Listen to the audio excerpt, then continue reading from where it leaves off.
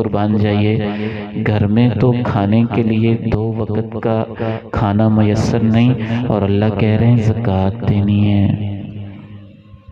تو دینی کہاں سے ہے، کیسے دینی ہے؟ یہ اللہ کا قرآن ہے نا۔ اللہ کو پتا تھا ایک وقت آئے گا، پیغمبر کے گھر میں وسعت آئے گی۔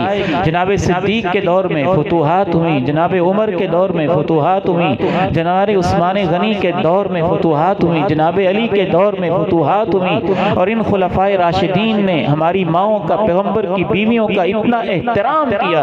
تاریخ یہ بتاتی ہے کہ جب بہت زیادہ فتوحات ہو گئی تھی، 4.5 کلو سونا سالانہ پیغمبر کی ہر بیوی کے گھر میں اسلامی حکومت اور ریاست کی طرف سے جاتا تھا، اور اس کے باوجود پیغمبر کی بیویوں نے 10 بائی 15 فٹ کے گھر میں ہی گزارا کیا تھا۔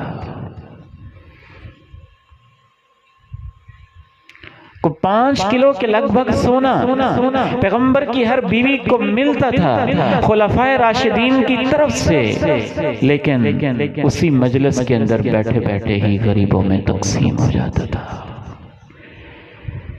وَآتِينَا الزَّكَاةَ وَأَطِعْنَا اللَّهَ وَرَسُولَهُ إِنَّمَا يُرِيدُ اللَّهُ لِيُذْهِبَ عَنْكُمُ الرِّجْسَ أَهْلَ الْبَيْتِ۔ یہ جو اللہ ساری باتیں تمہیں سمجھا رہے ہیں، اس کا مقصد یہ ہے کہ کوئی شیطانی کام تمہارے قریب بھی نہ آئے، وَيُطَهِّرَكُمْ تَطْهِيرًا، اور کائنات میں سب سے زیادہ پاک تمہارے گھر ہو جائے۔